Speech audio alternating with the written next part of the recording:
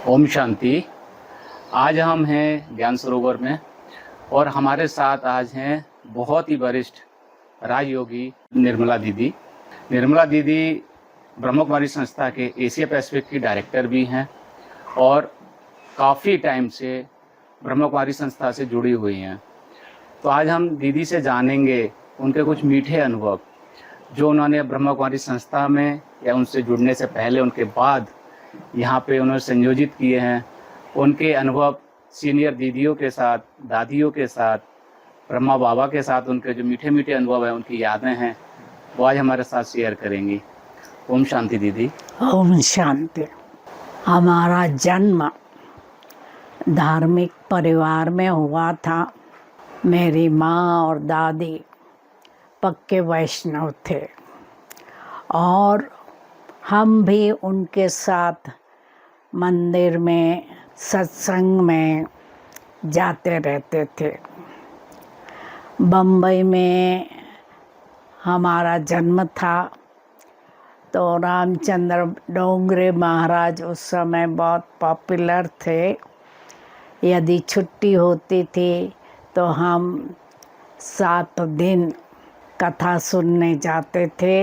हम अपने लौकिक माँ बाप के साथ गोकुल, मथुरा, वहाँ यात्रा पर भी जाते रहे। हमने MBBS डॉक्टर की परीक्षा पास की तो हमने अपने लौकिक पिता से कहा कि मैं या तो स्टडी करूँगी या तो शादी करूँगी, क्योंकि 52 में जब मैंने मैट्रिक पास किया तो उन्होंने लड़का ढूंढना शुरू कर दिया। तो जब मैंने कहा कि 2 में से एक मैं करूँगी, उन्होंने कहा भले स्टडी करो, क्योंकि उनकी भी इच्छा थी कि मैं डॉक्टर बनूं। वो खुद भी सोशल वर्कर थे तो हमको भी सोशल वर्कर बनना था कि मैं मेडिसिन द्वारा समाज की सेवा करूंगी। और जब मैंने स्टडी पूरी की तो मैं बीच बीच में नौकरी किया 2-3 साल, क्योंकि मैंने सोचा था कि मैं जाकर गांव में सेवा करूंगी तो थोड़ा ज़्यादा अनुभवी होकर जाऊं। 62 में हमको बम्बई से उषा बहन, जो रमेश भाई की युगल है, उसने निमंत्रण दिया कि मम्मा है आई है। संडे संडे उनका लेक्चर होता था तो मुझे निमंत्रण दिया तो मैं गई थी। तो मम्मा के लेक्चर के पहले दादी निर्मल शांता मिली। मैं ज़रा जल्दी पहुंची थी। बताया कि इस संस्था का लक्ष्य है पवित्रता और मुझे भी शादी नहीं करनी थी, तो पवित्रता की बात मुझे यहाँ की अच्छी लगी। तो इसलिए मैं 7 दिन का कोर्स किया और फिर छुट्टियों के दिन सेंटर पर जाती रही, क्योंकि कोर्स तो शाम को होता था और मम्मा का क्लास सवेरे होता था। तो 7 दिन कोर्स करने के बाद मैं वीकेंड में जब छुट्टी होती थी तो सेंटर पर जाती थी और निर्मल शांता दादी ने हमारी पालना की। फिर मैं ब्रह्मा बाबा से 64 में मधुबन में मिली और मैंने ब्रह्मा बाबा से पूछा कि बाबा, मैं प्रैक्टिस ना करके इसी सेवा में लग जाऊं? तो ब्रह्मा बाबा ने कहा नहीं, तुमको डबल डॉक्टर बनना है, रूहानी और जिस्मानी दोनों सेवा करनी है। फिर दूसरा प्रश्न मैंने पूछा कि मेरे पिताजी चाहते हैं मैं बम्बई में कामदेवली में ही सेवा करूं। तो बाबा ने कहा कांदिवली भी गावड़ा है, तुम वहाँ ही सेवा करो। तो रमेश भाई ने कहा कि आप जांच करो कांदिवली, मलाड, बोरीवली के तरफ मकान की प्राइस क्या है। तो हमने मन में सोचा कि मेरे लौकिक पिताजी ने तो मेरी बहनों की शादी में फ्लैट दिया और हमारे मकान के पीछे प्लॉट खाली था। तो हमारे लौकिक पिताजी ने कहा कि नहीं, लड़कियां इतना नज़दीक नहीं रहे, आपको मैं पैसा दूंगा, आप फ्लैट ढूंढो। तो क्योंकि कांदिवली में डिस्पेंसरी थी, हमने कांदिवली में ही फ्लैट ढूंढा और 2 फ्लैट मकान बन रहा था, तो 2 फ्लैट लिए। इसमें से एक फ्लैट सेंटर के क्लासरूम बनाया और एक फ्लैट रहने का और कोर्स रूम आदि बनाया और दोनों सेवा शुरू की। मैंने जब 71 में दिल्ली में एक कॉन्फ्रेंस हुई, इंटरनेशनल योगा कॉन्फ्रेंस, उसमें मैंने, जगदीश भाई ने, आदि ने भाग लिया। तो उसमें न्यूयॉर्क की एक योग संस्था ने सबको निमंत्रण दिया।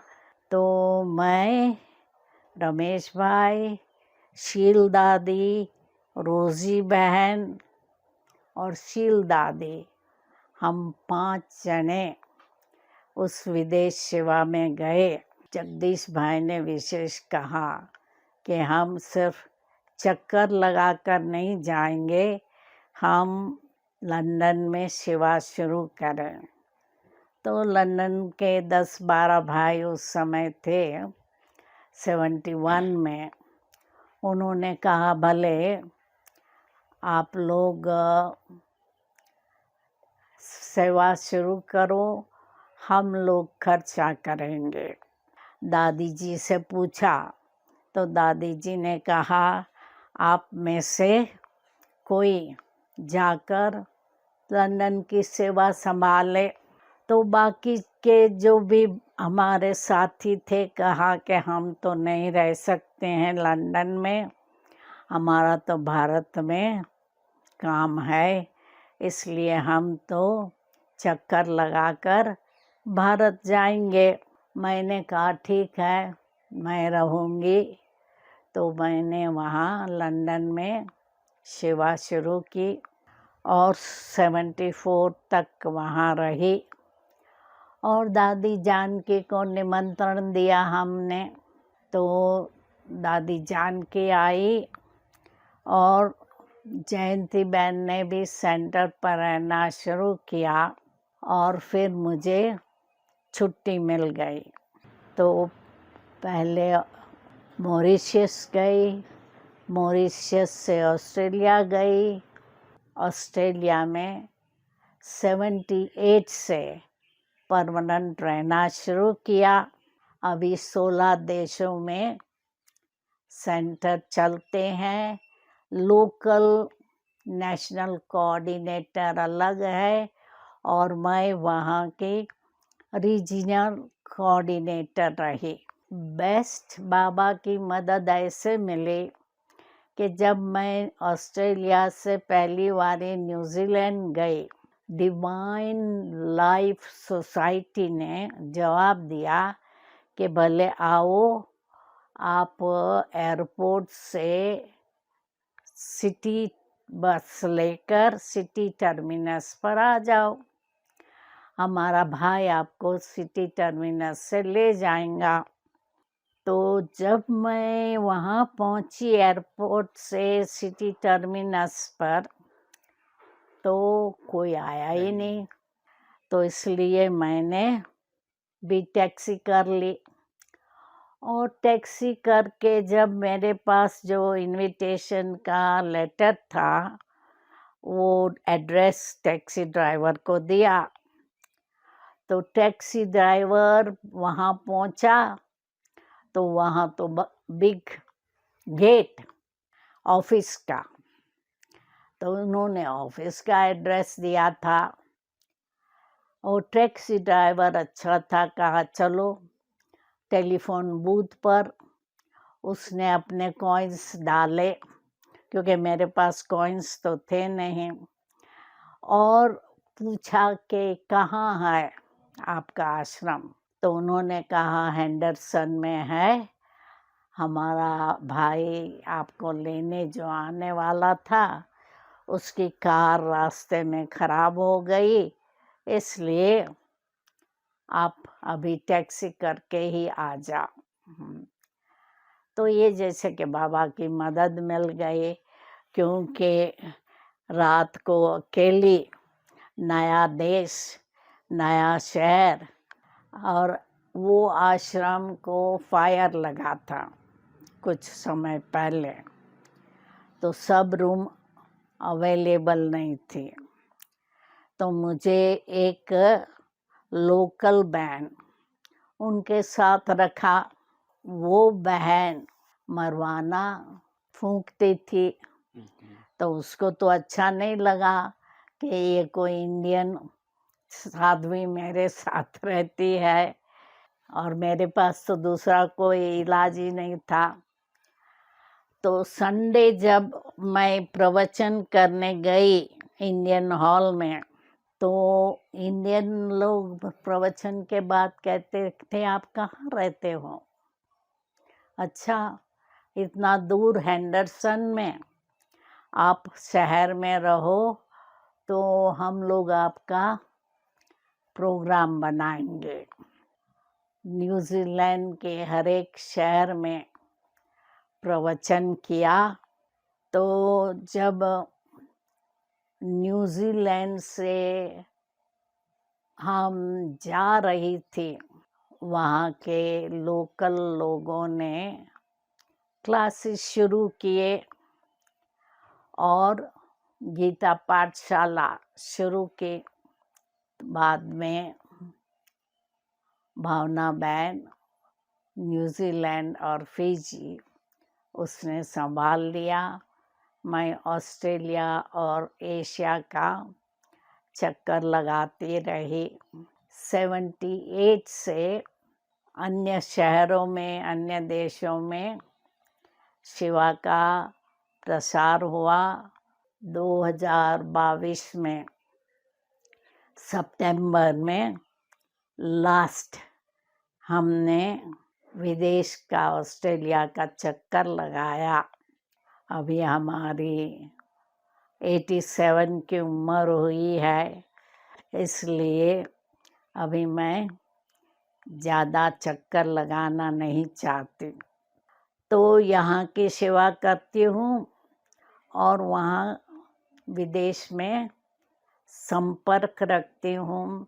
दीदी वहाँ पे जाकर क्या हमारे भारतीय भाई बहन ही जुड़ते हैं एनआरआई, या वहाँ के लोकल लोग भी उनसे जुड़ते हैं?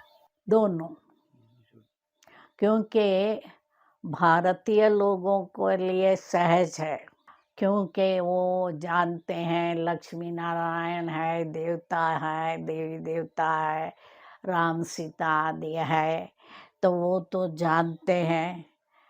थोड़े नए बन जाते हैं विदेशी एक देश में, तो वो अपने भाई बहनों को अपनी भाषा में, अपने कल्चर में समझा सकते हैं, और दिन प्रतिदिन वृद्धि होती जाती है। बीच बीच में जैसे क्रिश्चियन देश है और उन्होंने देखा चर्च बंद हो रही है और ब्रह्मा कुमारी आगे बढ़ रही है, तो यूरोप के फ्रांस है, जर्मनी है, उन्होंने चर्च वालों ने विरोध किया था, परंतु बाबा का कार्य चलता रहा और अभी वो विरोध नहीं है। यूके में तो बहुत वहाँ के लोकल भाई बहनों ने सेंटर शुरू किए हैं और सेवा चलाते हैं। अभी सब देशों में लोकल लोग सेवा चलाते हैं।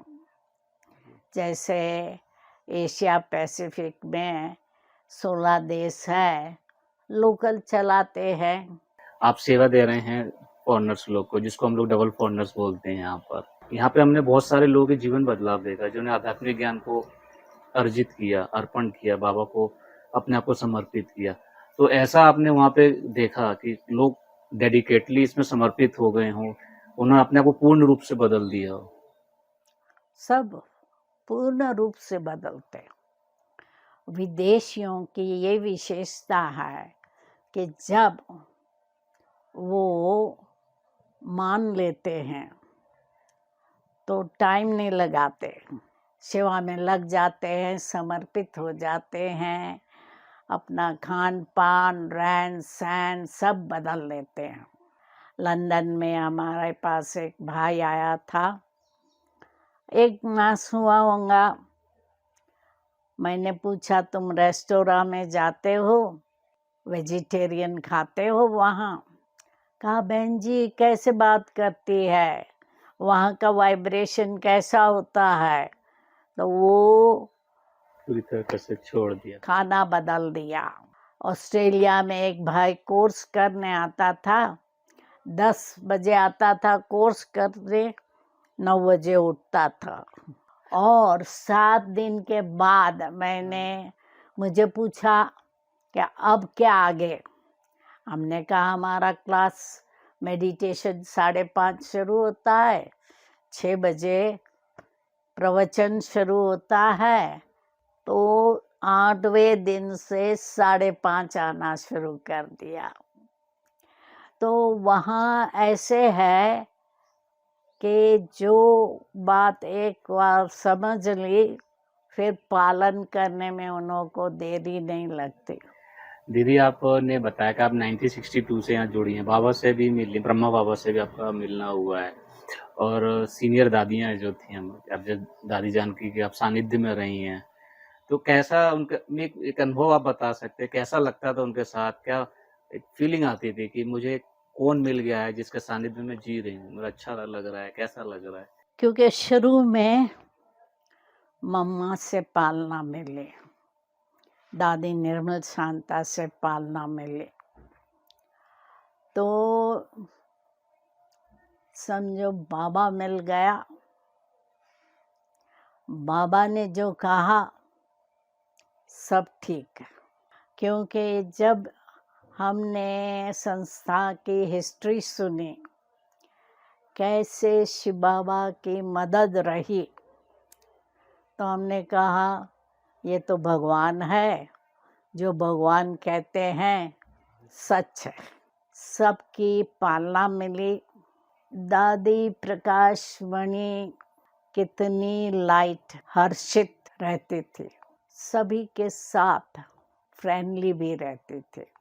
और दादी जान के भी विदेश का चक्कर लगाती रहती थी और पालना करती रहती थी।